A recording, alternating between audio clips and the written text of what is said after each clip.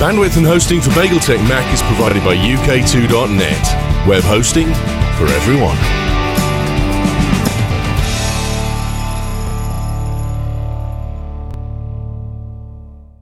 Hello, welcome to BagelTech, late as ever, but for once it's not my fault. There have been no technical issues here whatsoever, but we've had a last minute rush on guests and who would believe it? We're late. There's a surprise. It's the Mac Show. We're here to discuss all things Mac, everything that's happened through the week and Mac. And we've only got earnings calls and we've got charts from Ars Technica, so that's going to be helpful. Fantastic panel this week. Top left, we've got Mr. Don McAllister from Liverpool. Good afternoon, Ewen. Mr. Screencasts Online with a brand new application, mate. Indeed. It's been a busy week this week, I tell you. It's been really, really busy. We've got a big show going out this week, all to do with iOS 5 and iCloud, etc. So, been doing that. It's taken me twice as long to put together as normal. But the big news for this week, at least for me, is my new app. My super secret project has now gone live, so it's now actually in the App Store. You sound like a pop star, mate. I've got a new album out this week. So, right. So you must be like a big proud father. Tell us all about your new edition. Yeah, basically, I'm always get asked, do I sell the tutorials separately? And I've always said no, because, I have this membership system. But I've done quite a few Lion screencasts recently, sort of all about Lion. So I thought it might be a good idea to put them all together into like one big episode. In fact, it works out about 2.5 hours long, just short of 2.5 hours. Bundle that up, create a bespoke video player, and wrap it all up as an application that I could sell on the App Store, but with a bit of a twist in that, I've been doing subtitles recently, English subtitles. Well, I thought, well, now that Apple, and we'll get onto the earnings call later, is huge in China and South America and all over the place, I actually went ahead and got all my subtitles redone and translated into currently 4 different languages. So they're all included in the app as well. So basically anybody who gets the Lion tutorial can switch on these optional subtitles and hear me speaking or switch me off and just follow the subtitles in Chinese, in Brazilian Portuguese, in French on the next release, and Spanish and English, of course. So I'm gutted, mate. I'm gutted because I figured you'd have a local Liverpool voice talent who'd do it all for, Hey, kung ai fat choy. I could always put a Scouse subtitle in there. You could. Hey. No, but it all went live. It's taken me a couple of attempts to get it approved for a stupid reason, which was just the title of the application. But finally got approved last night, so I flicked the switch today. What was the title then? The title, get this. Go on. I might do a series of these over time. They're not going to be every week, but one a month or something. It was going to be called New to Lion, because it was meant for people who were new to Lion. But they didn't like that, because it had Lion in the title. So I sort of so hang on a minute. So it's about Lion, so how am I going to get around it? So they wrote back and said, well, you could have For Lion. Hey? So it's now SCO tutor for Lion. So that sounds like, right, I'm sorry, Mr. McAllister, you can't have the word Lion in the title. All right, what can I have? Well, why don't you have For Lion? Yeah, so I was really panicking at one point, because how the hell am I going to sort of market a Lion tutorial without having the word Lion in it?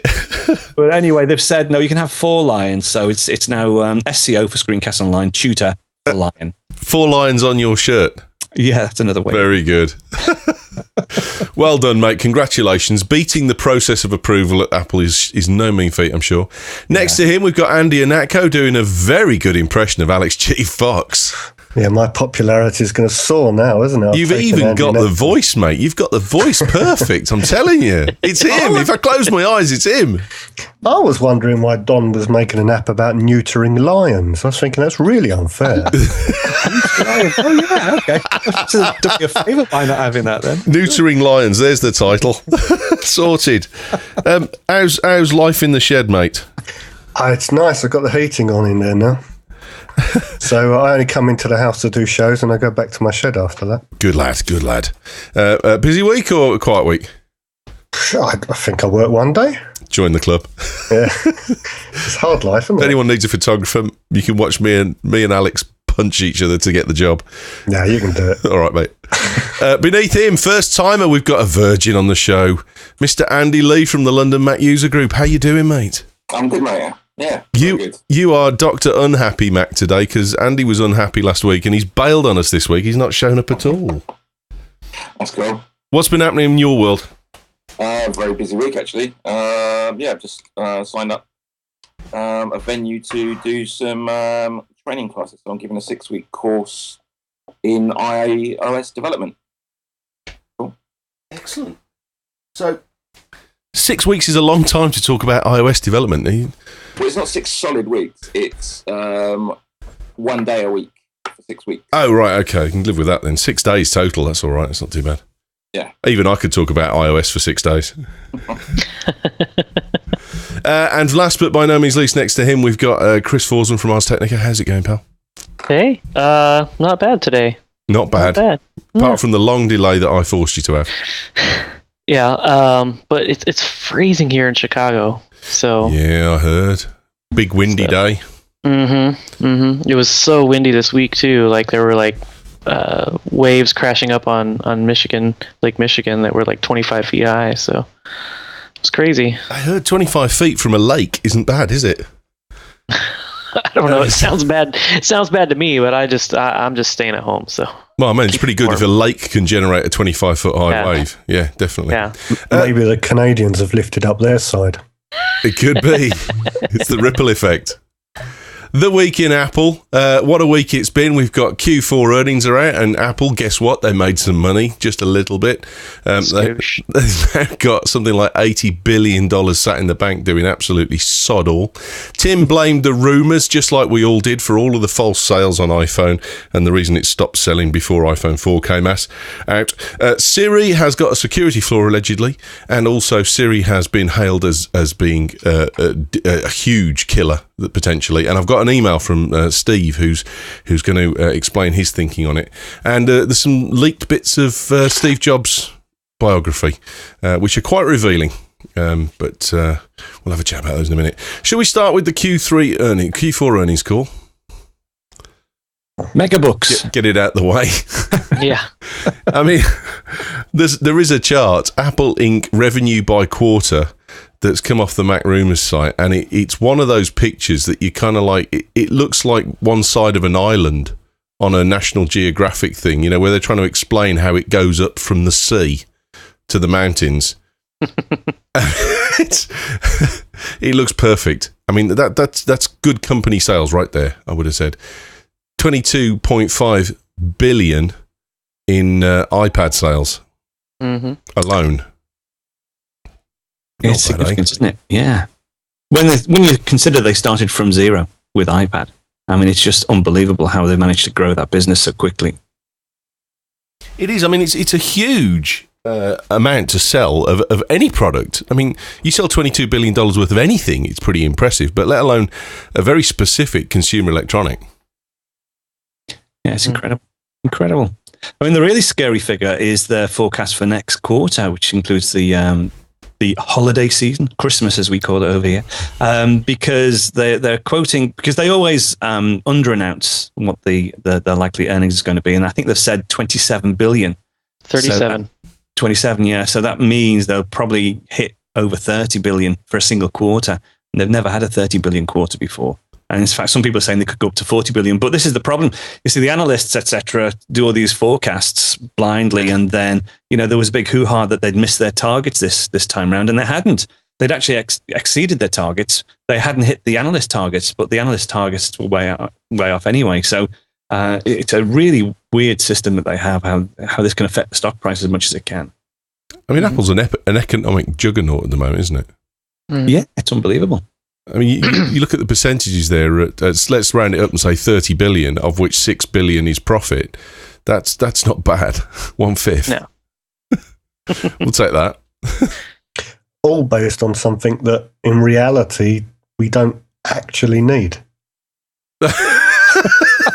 Thank you for bringing us all back down to earth, mate. No, but you think about it. I mean, you know, you've got oil giants and you've got all the other giant companies in the world, and they're basically based on things that we can't live without. Now, we could live without an iPhone or an iPad. Yeah. I mean, you know, you want, some of us design people might want Macs to do a little bit of work on, but the vast majority of what they've made their money on is stuff that we choose to buy because we want it rather than choose to buy because we need it. And I think that's, not frightening's not the right word, but that just shows you how brilliant Apple have been. because they've made all this money on stuff that they've just told us that we want, and we've just lapped it up. So very well done to them. Bah. Exactly. Sheeple. Oh, you sheeple. I mean, this is an interesting one. If you look at that, that's Apple product sales since Q3 2007. And it just shows you the growth of the iPhone from zero. And you see the real drop-off there, but that's all those rumours about iPhone 5 coming and everyone and stopping. And it's interesting to see the peaks on iPods, isn't it, when they've gone up around... Looks like Christmas. a stegosaurus. It does, doesn't it? Yeah. I mean, Well, I think what's really interesting too is not just the peak that happens every holiday quarter, but also if you look at kind of a trend line that's going on there, it's dipping down faster and faster. Like iPods are, I feel like iPods are just about out of there. yeah, I think. The exercise is beneficial, isn't it? Which is where they've invested in the Shuffle this time, because I think that probably does have a good market still.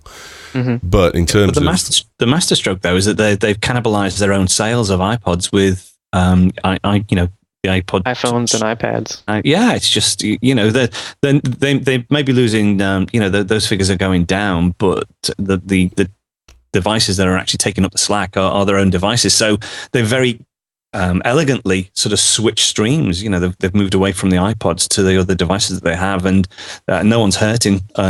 At least they're not hurting internally. They're just mopping up the difference by just diverting that resource to different product lines. Yeah. don't you love how the new bloke's being really polite? Yeah. He hasn't said a word yet. Dude, if you don't jump in, no one's going to let you.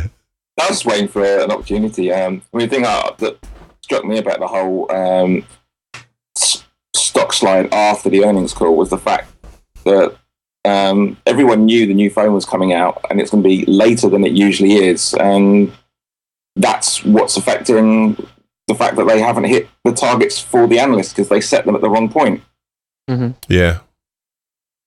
Well, and to be fair, I mean, Apple said that they had expected a drop in iPhone sales for this quarter at the last analyst call. So, it's not surprising at all. Though to be honest, I didn't expect it to drop as much as it did, just because it seemed like the last couple of quarters they had kind of gotten past that annual pre-new model dip. The iPhone 4 just kept growing and growing and growing, even though they had not released a new model. And well, I think the one thing that's anecdotal, most definitely, is the day after Steve Jobs died, I'm in a room with 12 people. I mentioned Steve Jobs died. 11 say who, and one says, "Oh, really?" But I was down the rugby club about 4 weeks ago, before the announcement of 4S, and 4 or 5 people came up to me who I would definitely not have described as being geeky or techie at all, and said, "So there's a new iPhone coming soon, isn't there?" Oh, bloody hell, how do you know about that? Well, yeah, probably. Is it going to be a 5? Is it going to be a 5 or is it going to be a 4S?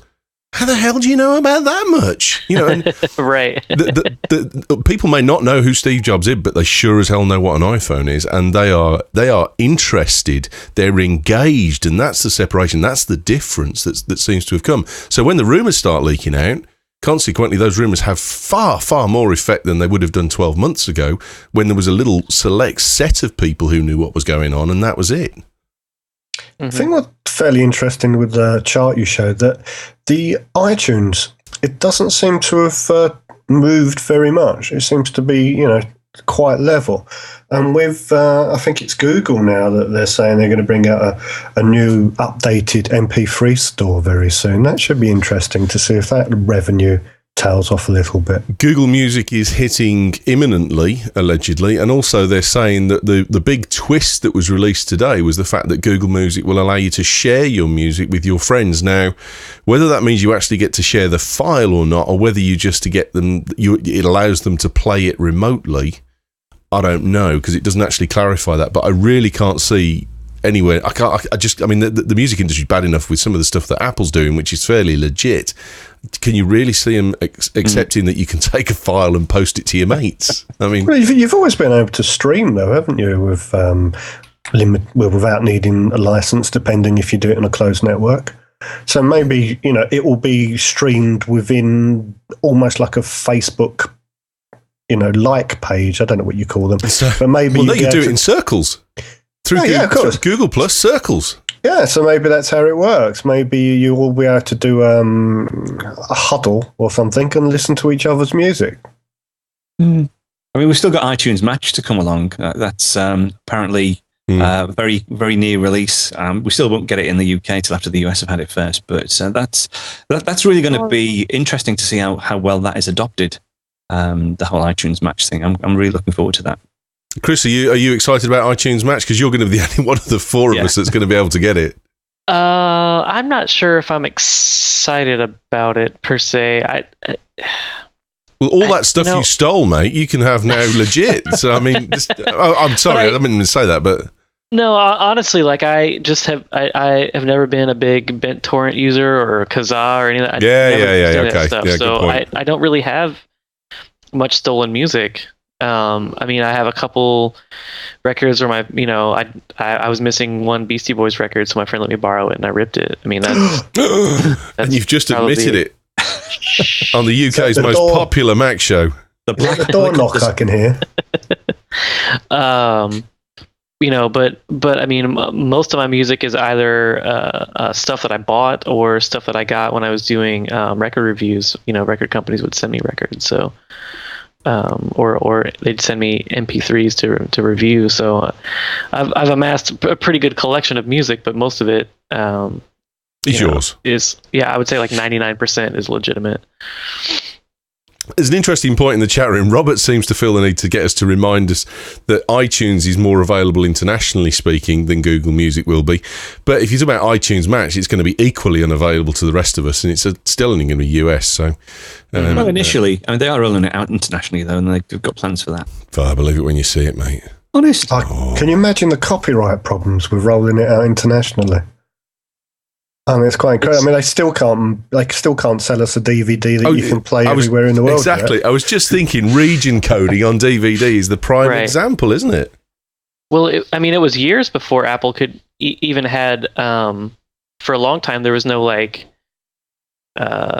each country in Europe had to have a separate store. And I think it was maybe just a couple of years ago where they now have one that covers at least a large part of the EU. With the same catalog, but even still, it was just like every country has different rules and copyright laws and different licensing companies they have to work with, and it's unfortunately it's just like all this old archaic crap that they're doing their best to work around, but clearly it's not been easy. No, true. How's the week been with Siri been then, fellas? I mean, Don, you've had a whole week. Andy, did you get a 4S? No. You didn't? Right. No one else got a 4S? I've got one on the way. On the way, okay. On the way. Don, how's Siri going? Yeah, it's pretty impressive. I got fed up with the UK voice, I must admit, and switched that over to the US voice. But it didn't seem to work as well with the US voice, which surprised me because I thought that would really just control the output rather than what was going into it. So I've switched it back to the UK voice, and it seems to be a lot better using that. I'm not using it every day. I'm not using it for all sorts of things. It's great for reminders and setting alarms and setting timers because there is just a limited subset of things we can use it for. But even today, I'm starting to use it more and more for reminders. And I just tweeted out before, is there any way to hook this up to OmniFocus? Because I use OmniFocus. And you just create an email in your address book for OmniFocus, and you just speak to your phone and say, send a message to OmniFocus, put in whatever you want. You can even do, you can send an email to OmniFocus, tell it the subject, and that becomes the title of your OmniFocus entry, and then the message of your email, which you can also dictate, then becomes the notes. So that works superbly. And there's other people doing similar things. I think Remember the Milk have put some mechanism in place whereby you can speak into Siri, and by hook or by crook, it actually gets into Remember the Milk. So I think it's got huge potential. But again, we're still missing the business side, the UK business and locations yet. So we can't really take full advantage of it. But No, initial impressions are really good. I think it's very, very good. Interesting point that got sent to me today. I had an email from Steve, one of the listeners, and this is on the back of Steve Jobs' biography leak that he was saying with his dying breath he will try and crush Android for them stealing all of the ideas that Apple had around the iPhone. But on the back of that comment, this comment about Siri actually kind of bodes it ill, if you like, for Google. I think that Siri is a business genius. I think Siri will be the death of Google. Yes, the death of Google. It will sit in 5 years' time. Siri will sit above search engines and apps to get you data. It will also learn the same way as Google does and learn far more information than Google does because it's the first point of contact. Siri will learn your path to work, where you work, when you leave. They'll pass on what will work, what takeaways you pass on the way home, what type of food you go out for or stay in for, and in 7 years Apple can switch all of these searches away from Google and then introduce iAds on Siri as well as. And I just thought on the back of the comment about crushing Android, could this be a serious attempt by Steve Jobs with his last breath? Absolutely, to try and crush the life out of Google. And because I mean he's very unforgiving. He got offered something stupid like $6 billion as a settlement for the patent infringements allegedly of Android against Apple, and turned it down. He wanted nothing but complete removal of the entirely. It was just quite interesting to get that comment about the dying breath and then get that email from Steve saying that Siri could be something that really is extremely powerful in sort of five years' time. I mean, Steve said he was willing to spend every penny of Apple's $40 billion in the bank, and that's a lot of money. Yeah, that's 6 weeks ago now, isn't it? That's a lot of money. Yeah. The interesting thing with Siri, though, and I've experienced this myself, is that, and I think Steve Wozniak sort of encapsulated, because he said it's not a search engine, it's an answer engine. And if you actually use Siri and you ask it a question and then you get an answer back from the integration with Wolfram Alpha, say, you get this nice little screen, you get all the information. It's really, very rich source of information. If you ask it a question that it doesn't know and it has to offer a web search, you think, that's a bit primitive, isn't it? And you say yes, and it still gives you a Google search of all the things that and the good hits, but it's different. It gives you a different perception of what you've asked. If you get the Wolfram Alpha results, it seems a higher sort of quality response than getting just a web search and getting the web search results. So in some respects, the search engine has now become a bit of a second-class citizen. Yeah. And the apps that are integrated with Siri is sort of the first layer. That's the good stuff. And the search engine results are really the stuff when Siri can't cope and has to go out to the web. And as more and more apps and more services are integrated with Siri, I think you'll see that more and more. And that will actually, I think, start to push Google down so they can come back with their own sort of response. Isn't part of Siri's presentation of the Wolfram Alpha results based on the fact that Wolfram Alpha want to protect their resources from being scraped by third parties? Yeah, unfortunately, it won't speak the results back to you, but it will give you an image of what it's captured from Wolfram Alpha. And I think that's because they don't want anything to scrape the contents. So, but again, the results that you do get back, although it's inconvenient not to have them spoken to you, to be honest, they are nicely summarized and encapsulated in a screen grab. So, it looks okay. Alex, you had a point there. Yeah, I was going to say, in a funny way, two things. First, the serious point is web search, all search is based on opinion. You can ask Siri or you can go onto Google and you put in a search or you look for an answer for something. And depending on the algorithm or depending on what country you're searching in and various things, the results will be given to you in the way that Google, the search engine, or whoever it is, including decides. The order of your keywords. Exactly. It's everything about it. It's opinion, and that's the answers you get given. It's like going and ask your parent about politics, and if they're far right, you're going to get one answer, and if they're far left, you're going to get another. It's the same sort of thing. So I think there's certain things that the idea of Siri is great, but there's certain things when you get a little bit deeper into it that maybe there's going to have to be some sort of almost, I know the Americans don't like this, but some sort of regulation as to what sort of answer it's allowed to give you. You know, who shall I vote for in the next presidential election? You know, if you get Siri coming up with an answer either way, there may be a few people getting a bit miffed. And the other point is, if Siri knows that much about you, are you going to start to sort of have affairs with Google Android apps and things because you're going to be a little bit worried that Siri knows that, hold on, you didn't go to the Chinese tonight. You always go to the Chinese on a Thursday night. Where have you been? You know, it could get a little bit worrying. As for the first point, I just think search is something that really needs to be done in a way that is transparent, and any answer or any question you ask any search engine needs to be an unbiased answer. And I think if you're actually verbally asking something and you're not necessarily being given a page worth of options on the answer, then it may be something they need to keep an eye on. Is that just sheer fantasy, though? Which part? The bit about that search engines have to be open, have to be unbiased. I don't know. I mean, obviously there is a leaning toward things in all, in all search engines. There's a leaning towards one thing or another, even if it's just popularity of the answer. But, you know, the popularity of an answer will be relevant to the country that you're searching within. Mm-hmm. But, you know, if you ask Siri a historical, we're talking about when it gets more advanced, but if you ask an historical question, you know, why did such and such win such and such a battle? It depends whose side you're on. You know, so things like that really need to be, I mean, maybe I'm looking too far into the future, but if it does get that advanced, it really needs to be kept an eye on. That's my theory. But surely that's exactly the point, though, because at the moment with Google searches, if you had Google Places, knowing where you are, please tell me where the nearest restaurant is.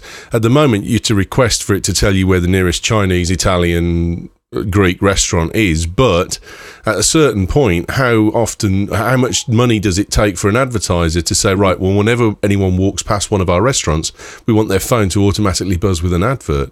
And that's when it becomes inflictive or active rather than passive as a process of advertising. Sorry, Chris, go on. You were saying, well, Chris. I was just going to say that, I mean, you know, Alex was making the point about regulation, and Google is, in fact, like kind of under fire, being under investigation right now for claims that it essentially, when you do a search, Google will always prefer results from its own services rather than results from other competing services. Yeah. So I mean, there's definitely it's not like no one hasn't taken notice and isn't considering, you know, some kind of regulation or agreement or whatever. So that's definitely something that people are keeping an eye on. If you have a Google page, maybe, I mean, it might come back with one of 20,000 answers, but at least visually on the page in front of you, you're going to have the top 10 or 20 to at least look at. If you're waiting for a verbal response to a question, you're only going to get one. There's another sorry. Go ahead, Dom. I was going to say, there's another interesting aspect to this as well, and that's one of trust, in that you know, although Google's motto is "Don't be evil," I think in recent years people have started to mistrust them more and more. You know, I don't particularly trust them because, you know, you are the commodity to Google. They want your information, and, you know, they're so heavily into advertising, etc., that, you know, I always have my suspicions about what their ulterior motives are when they do all these free services. Whereas with Apple, and this might change, I think it's slightly different. I think people are more trusting of Apple. Especially if you've bought into the whole Apple ecosystem and you've got tons of Apple devices, etc. They seem to be a little bit more trusted within the community. As I say, that might change over time, especially with Siri, because, I mean, you have to bear in mind that, you know, they haven't built this fantastically stonking great big huge data center just to store all your music. You know, all your searches from Siri are going to be captured, even if it's anonymously. They're definitely looking at, you know, what's going on with Siri and what people are looking for and how people are using Siri. And, you know, over time, they have got the capability of collecting huge amounts of data. Again, it mightn't be for individuals, but certainly, you know, on a sort of community level. So the trusted now, whether or not that lasts for time, I don't know. But I think that's a big area of this whole the trust is AI. The trust is surely only based on people. And that's the key part, is that the minute you get someone who comes in, I mean, at the moment you've got Tim Cook, who is clearly been moulded and shaped and mentored by Steve, and clearly he's still showing the fact that he's got some differences, but he's still heavily in the ethic.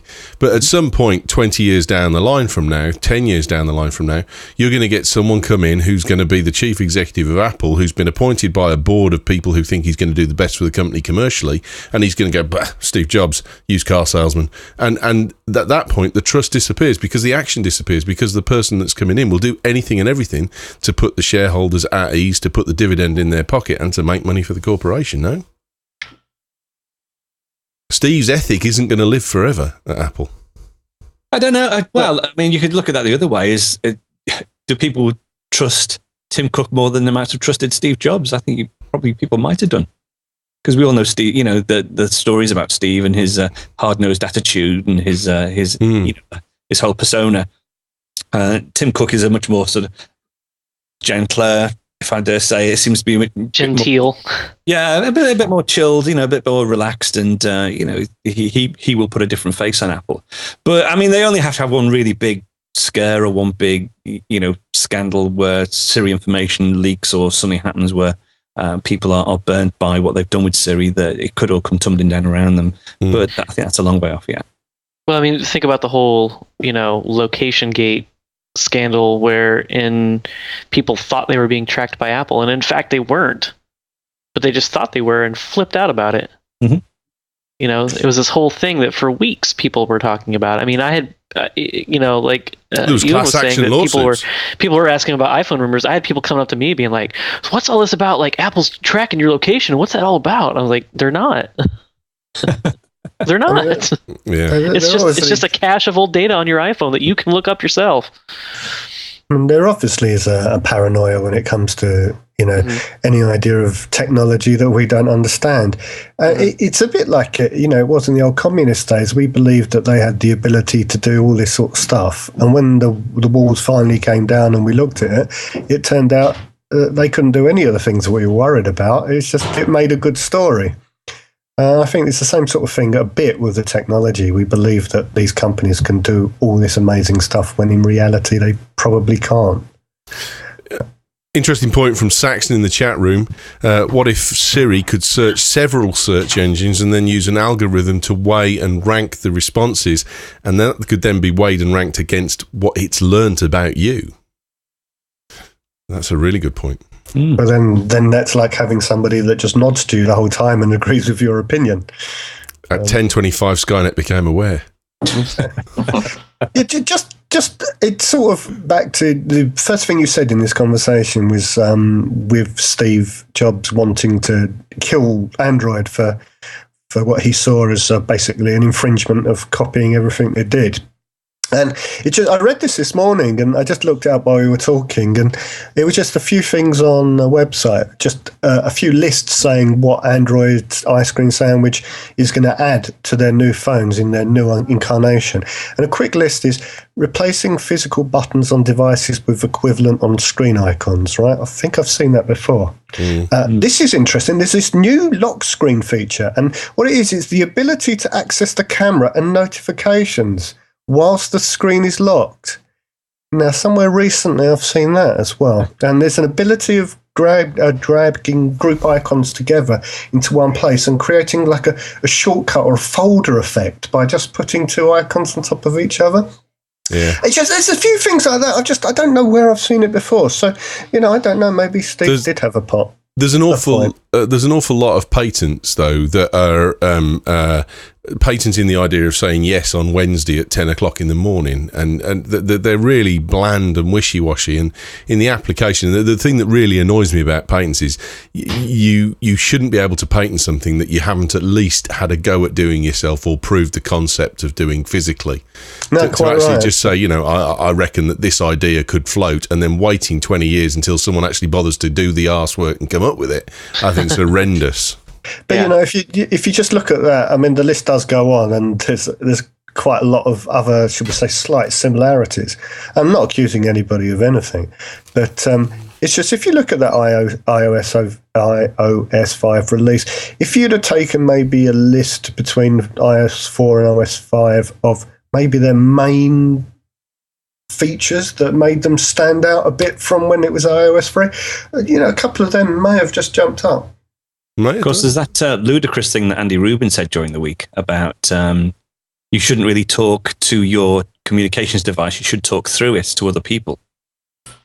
Unbelievable. Did you see that? No, I didn't see that. Oh, well, he's got to say that. He's got to say that. And Steve Jobs did similar things when they brought out the video iPod, that people would never want to watch video on their iPod, so we're not doing one, and then brought one out 12 months later. But, to actually have the bare-faced guile to actually say that up on stage, I thought, Yeah, I thought you were going to swear then. Yeah, no, that's just not happening. Chat room says, Saxon says, at 10:20, Siri became aware and made Steve Ballmer wear Eric Schmidt like a hat. Very good. Did we not have a visit this week? What? Are we talking about the Queen now? Or? No, did we not have a visit at the London Apple store? Yes, Woz came over, didn't he? He was there at the London Apple store. He went out for dinner and complained about the food being a bit too complex for him, and then he turned up at the Earl's Court Tech thing that's on at the moment. Yeah, I mean the one that's at XL maybe. Yes, that's the one. Because I'm going to XL tomorrow, so I hope it's not at Earl's Court. Oh right, okay. When he was at Earl's Court giving a presentation. Right, so he was at IP Expo. Ah, there we go. So I might have got the show wrong tomorrow then. I don't think he will. I think he's probably back in home now, in his own bed. Well, he doesn't like the food. Got to be careful because you could put weight on. Russ in the chat room, I thought Don was going to use the C word for a minute. God forbid. No. Right, rumours. We've gone a couple of weeks without doing any rumours, so we can justifiably go back to rumours a little bit now. Faster Sandy Bridge MacBook Pros coming this week. Yes, no? Maybe. Are they due? I thought there wasn't long ago. I didn't think it was that long ago, to be honest. MacBook Pros came out earlier this year. Don, have you told them? Have you given? Mind you, I've got to say, I had every faith in you being the man and giving them permission to do stuff until they rejected your app, dude. I know. And I was like, they rejected. If they've rejected Don's app, no one's safe. They're just grounding me. That's all. They're just keeping me, keeping me on my toes. No, I think there are some new processors out in the past couple of weeks that could actually be included as a speed bump for some of the MacBook Pros, I think. I mean, if it's a straight swap out, as in like all the connection ports are the same and all that kind of stuff, and you don't need to rewrite any of the code and the motherboard will take it, then yeah, great, fair enough. But I mean, if you're talking about a complete wholesale change in motherboard and basic code, then I can't think that'd be worthwhile. Andy, have you just been tapping away there? Have you got any further information? Or? No, I'm just saying that we didn't actually talk about the security flaw in Siri. We talked about other things about Siri, but not the actual flaw that was been revealed. We will come back to it then immediately after this. So what's the yay or nay on that, just to finish it off? Possibly. Oh, Don, get the fence post out your arse, mate. Speed bump, yeah, probably. Probably. Okay. Yeah. I would say it's definitely possible. It's an easy thing to do. Though I heard just yesterday that Ivy Bridge is on schedule, or maybe even a little ahead of schedule. So Intel already has it in mass production and is expecting to deliver it to vendors early next year. So maybe Apple will hold off and just jump all the way to Ivy Bridge. Because the other rumor, go on then. I personally think would be a smart move to do that if they know, if Intel can promise them the processors. Are we due to have the new Xeons for the Mac Pros this quarter? First quarter of 2012. Is it next year? Is it? Well, in that case, then I best not start any Mac Pro rumors this time then. Right. Back to security flaw, as requested by Andy Leigh. Security flaw uncovered in Siri. Apparently, even while the phone's locked down and even if you've got a passcode on it, you can still talk to it and still get details in and out of the phone without anything else being interacted. So, I mean, that really shocks me, actually, because you wouldn't have thought that you'd have had to at least swipe the phone to get it opened for Siri to work. But the surprising thing is they've set that as default. I mean, you can switch it off, but by default, they've left that switched on, so that it's for convenience, really, I suppose. So that, you know, if your phone is locked, you just raise it to your ear and you can get into Siri straight away. If you're concerned that you don't want people to do that, if your phone's going to be out of sight or whatever, you can switch that off in the pass lock screen so that you can't do that. But the unusual thing is they've left that setting on rather than off. Yeah, that sounds very Siri-us. Oh, where's the symbol where you need one? You only had to buy the guy's secretary a cup of coffee and she'd tell all the secrets anyway. So what's the difference? That's true. This, the one thing that I told my wife when she started at a new firm was don't piss off the receptionist and don't piss off the PA to the director, because the PA director will get you sacked and the receptionist won't tell you a bloody thing, and they're the biggest source of information in the place. I mean, Andy, you came back to this, so have you got a bit of inside information or an opinion? Well, we were playing around with it on Monday at the LMUG event, the Apple Core one, the more technical event we do. And is that the one that I've never been to for obvious reasons then? Yeah. Good man. Yeah. Carry on. I'm surprised at how much information you can actually get without having to enter a password or anything. Contact details, you can dial and speak to people, you can send text messages. It was surprising, given at that point in time, none of us were even aware that was an issue. Yeah. It is good. Bad luck. There's also a security flaw associated with the smart cover. Mm-hmm. Anyone with a smart cover can break into your iPad 2. I've only just got this in the chat room. Talk over an iPhone 4S security flaw regarding Siri, but there's an issue associated with iPhone. Where's it gone? As you can see, your video came out this morning, I think. Yeah, smart cover can essentially unlock the iPad. Yeah, it doesn't affect it if your iPad's asleep. The iPad has to be switched off, right? By the power button, rather than going into sleep through the smart cover, and then the way it wakes up goes wrong somehow. I can't remember exactly what happens, but it's not as simple as you just closing it, going to sleep, and opening it again. There's some flaw in how it interacts with the power button. No, it's something to do with the sleep. It says the person who unlocks your iPad 2 will not have complete access to your iPad, but will be able to gain entrance to whatever you locked your iPad 2 on. So if your iPad 2 went to sleep in Mail, it'll open to Mail, Safari to Safari, Messages to Messages, and so on. So you won't be able to get into the full iPad, but be able to get into the last application that was being used. Yeah. Mm-hmm. Take a lock and password protected iPad 2, hold down the power button until iPad 2 turns off the slider, and then close the smart cover and open the smart cover and it'll come back on. Ooh, scary. What else have we got? Is there any other stories that I've missed? Probably. It's just interesting. I mean, it's Mac related, as in its competitor. I just thought it was interesting to see that Microsoft had done quite so well in the last quarter as well. Record results. Yeah, I just thought it was quite interesting, Mac related, that there's not been too many people jumping up and down about the sales of new iMacs and things at the moment. So possibly, I didn't notice in that graph, but maybe a slight peak has been reached on that front, and people are Macs are up. Well, 5 million units. I do have some data on this that laptops now are 75% or 74, I guess, of all of Mac sales. Last quarter it was 66, and this has been growing steadily. But iMacs were basically propped up almost all of Apple's desktop sales in the last quarter were iMacs. I mean, almost no Mac Pros and very few Mac Minis, apparently. So, I mean, are Microsoft doing quite well on their versions of software for Apple machines?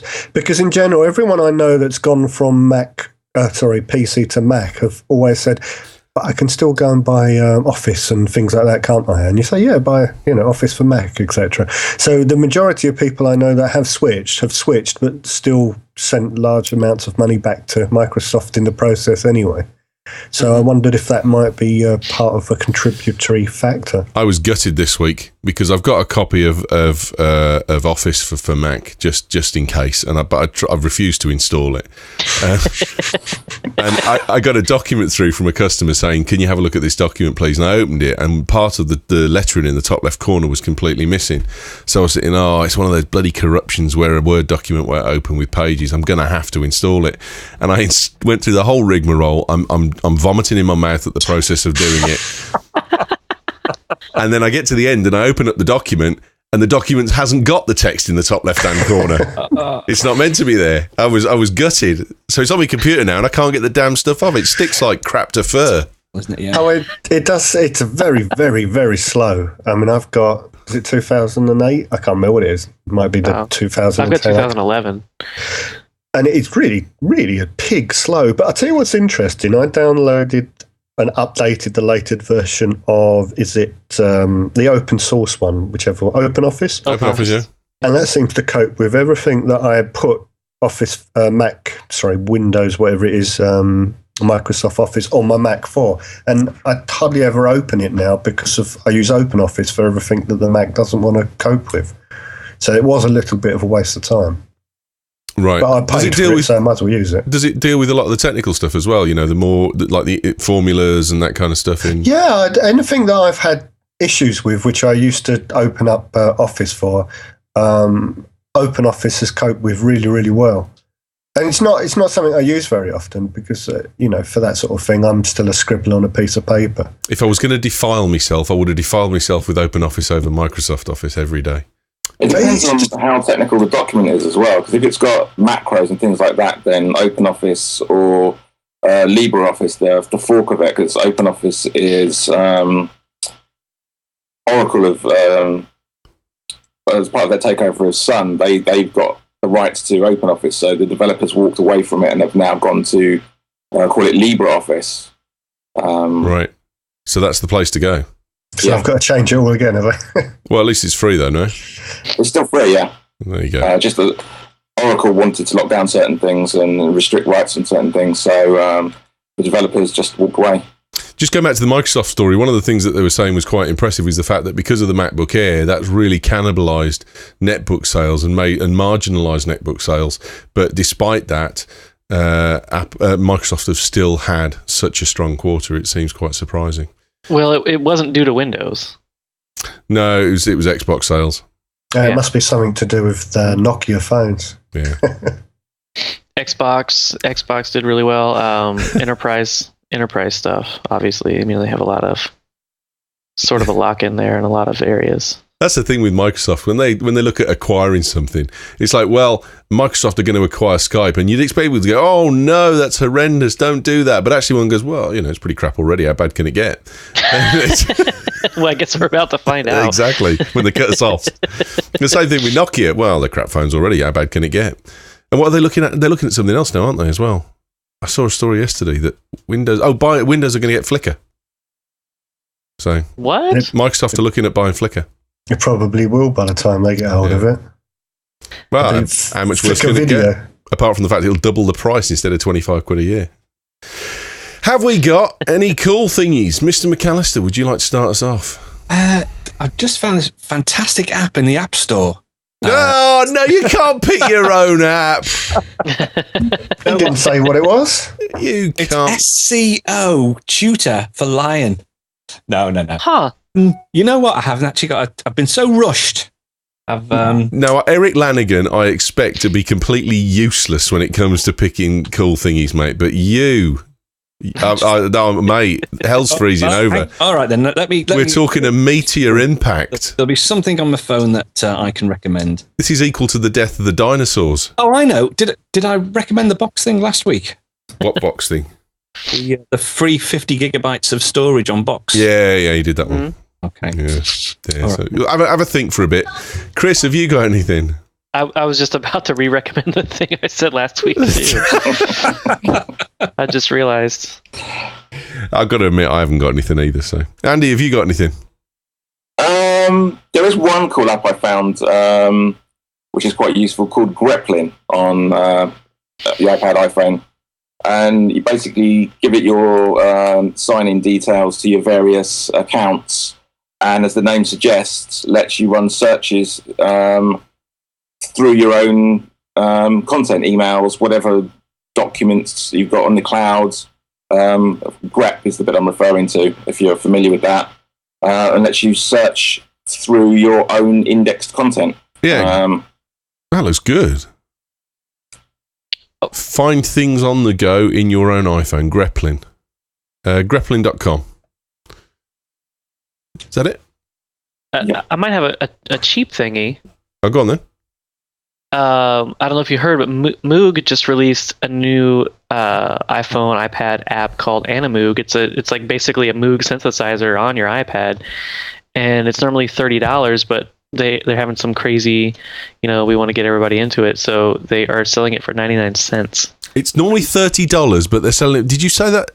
Have I just misheard that? $30, mm-hmm. But they're selling it for 99 cents. Like for the first 2 weeks or something. Get it while it's hot. Yeah, it's really good. It's fully polyphonic. Fantastic. Yeah. Wow.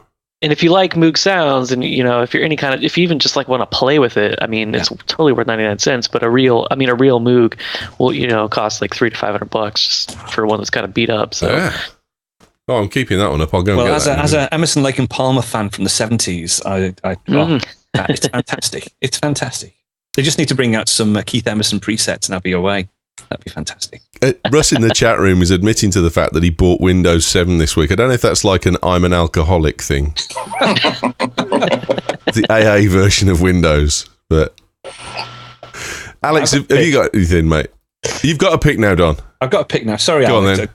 Well, all it was a Writing Kit, which is one of my favourite web processor apps. It used to be just on the iPad, but they've released version 2 now, and it's actually a universal app now, so you can also use it on your iPhone as well. So Writing Kit, great Markdown. It's a plain text editor that supports Markdown.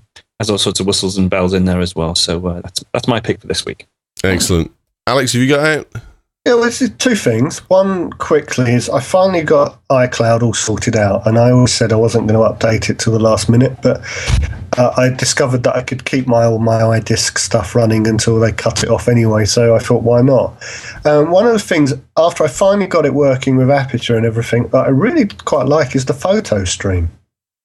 I found that really, really useful, and I've got quite a few Macs, and I've got, iPhones and various things, and I really like the idea of snapping something in one place and more or less instantly, and it is working quite instantly, being able to pick it up from anywhere else and then choosing to save or not to that device. And I'm really quite chuffed with it.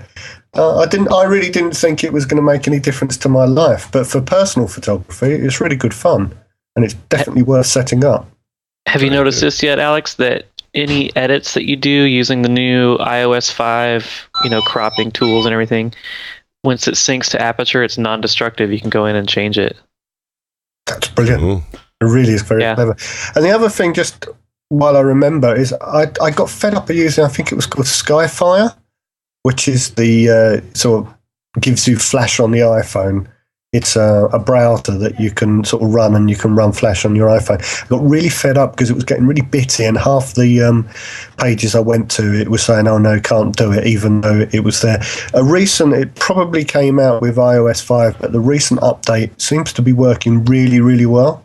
And for instance, most of the BBC website, I was watching the news all day yesterday, and one of the nice things about Skyfire, it doesn't seem to take you to the mobile pages. So if you want to watch, say, the BBC News live on your iPhone, you seem to be able to do it through Skyfire, and it's working really, really well. So I'd recommend having a look at that if you haven't looked at it for a while. There's a comment in the chat room from Steve saying, but you can't delete unwanted photos. They're not... no, what happens, I think it takes the last 1,000 of your pictures, and it just puts it up there. It's up to you whether you want to move them onto the permanent storage on any other device. It's only a holding page. I think it holds them for a month. Yeah, what you can do is you can reset the stream, so you can delete all your photos from Photos. The problem is you can't delete individual ones. But what you can do is if you go into iCloud.com, go to your settings tab, and you can go in the advanced setting. There's an option to reset the stream, but that just blitzes the entire photo stream. You can start again from scratch. Steve's saying yes, Don, but isn't that a sledgehammer to crack a walnut? Exactly. Yeah, it's a pain in the Don't swear, dude. No. Twice now. The thing is, because it doesn't matter, it's not a permanent storage. When you take another picture, it will just go over the top of that eventually, and they will all disappear. Problem is, though, you can set the Apple TV to use PhotoStream as your screensaver. So, I mean, when I'm testing it, I've got all sorts of, screenshots and just, pictures of my desk and stuff like that. If you're using it for proper photos, it's great. But, once you start getting some rubbish in there, you have to go in and delete the whole lot. Yeah. Well, maybe they should bring in video streaming as part of it, and then you can have your Apple TV as part of your security system. Just leave your iPhone in the window. This has been a fabulous show. Where does Mac end and photo begin? Well, I don't know. Right now. Photo should have begun 20 minutes Hello, ago. welcome to Bagel Tech Photo. Right, we've got my pick of the week is Russ Cluett, because he's helped me out setting up the thing down the new mixer down the phone line this morning, which was pretty impressive. And he's also spent the week screwing around with the logos and stuff for Bagel Tech, because he designed the theme for the web page, and he's got us some end titles, and they're going to run now, and we've got some end titles for next week that's got the Bagel Tech theme, and it's going to be concurrent and run through and look fine and dandy. Simpsons. So they're awesome. It's all done in After Effects apparently, and Russ Cluett is a god in my book. So if you're not following him, he's at FS Drummer on Twitter. Please follow him, because he certainly deserves it.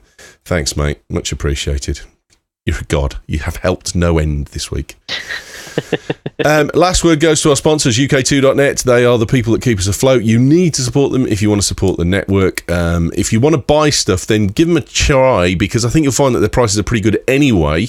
But if you do go and buy stuff, you've got a great offer code in there, BagelTech, which is going to get you 15% off when you put it in the coupon code. And if you transfer a domain in, which you can do if you're midway through something, there's a DNS management charge that you're going to pick up at, I think it's £15 or £20. BagelTech listeners don't pay that. So when you've used your coupon code to get 15% off, use the coupon code BagelDNS as well as, and it'll get rid of the DNS management charge, so it's even cheaper for you. But please support UK2. They are an absolute lifesaver to us. We can't do without them. Also, there's a competition running with UK2 at the moment, in which you can win a Nintendo 3DS. So please go to our page, bageltechnews.com, and underneath the click-through for UK2, you'll find a click-through for the competition. Click on that, enter in the answer to the question of the number of the amount of storage space on a V400 server, which is 2 terabytes, if that helps. And enter the comp, and if you enter the comp, you could win a Nintendo 3DS or a year's hosting or a £25 iTunes voucher. So please support them, and please, if you possibly can as well, go to bageltechnews.com. I know I ask so much of you all, but please vote for us in the European Podcast Awards. I'm desperate that we get some recognition for all the effort that everyone's put in on the network. All the guests that come on, all the work that Sarah does behind the scenes with the website, Russ does with those kind of things, Kyle does. Please support the network by voting for us in the EU Awards. If you go to bageltechnews.com, there's a little banner there. You can vote for all the shows, and you can vote as many times as you like.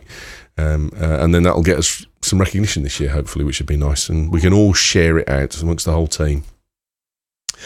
We need to do photo, and we're late by 22 minutes already. This is. No, we're all here anyway. Let's just carry on. This isn't working, is it? Where can we get a hold of you, Don? You can find me over at screencastonline.com. or over on the blog at the Mac Screencast Guy. And if you don't subscribe to Screencasts Online, you bloody should if you're a Mac user, because they're essential, and you get all the back catalogue and stuff like that. And you get 50% off your first 3 months membership if you're a BagelTech listener as well. So use the offer code BagelTech. And your new application, is called SCO Tutor for Lion. Neutering Lions. Not Neutering Lions, SCO Tutor. I'm not saying that Don's powerful, but he neuters lions. Thank you. I'm going to get a T-shirt made up with BagelTech Mac on it saying "I neuter lions." And I'll get it sent up to you. You have to tell me what size you are, mate. All right then. Alex, where can we get you, mate? At Alex G Fox on Twitter. Thank you. And BagelTech Photo occasionally. Thank you so much for stepping into the breach at the last minute when we've had a bit of a cock-up. I do appreciate it. No, as long as no one hates me for not being Andy Anarcho. No, quite the opposite. And same again, Andy. Thank you for being on standby. Andy from the Elmer Group. We'll have you back on again in a couple of weeks and get your proper seat with a proper title and all that kind of stuff. Where can people get a hold of you if they want to follow you? Well, I'm at Longball on Twitter or digitalshed.net. Rightio, mate. And you're also on Google Plus, which I've started using this week. A few people have been a bit sharp. I barely used it at all, actually. Still early days. No, I've used it twice and people have been falling off their rocking chairs, so... And last but by no means least, Chris Foresman from Ars Technica. Where can we get you, mate? Well, you can always read all my regular contributions to Ars Technica at arstechnica.com. And I am typically prolifically on Twitter. So you can find me there at Forsmac. Good man. We've got a nice little article to talk about with the new focus when you fancy camera on photo, so stick around for that. We'll be back again in 2 weeks. I won't be here next week, so there'll be no Mac show next week at all, unless someone else fancies hosting it. Anyone? Couldn't possibly do it without you, Ewan. No, you can host it if you want. Be the same. Eric Lanigan's doing the big show, so if someone else wants to do it, that's fine. It might be audio only, but go ahead if you'd like to. Talk to Carl; he'll give you all the details. So we'll probably be back in 2 weeks with the Mac show as normal. Nothing next week. Have a good weekend and a good week, and we'll see you soon. Bandwidth and hosting for BagelTech Mac is provided by UK2.net. Web hosting for everyone.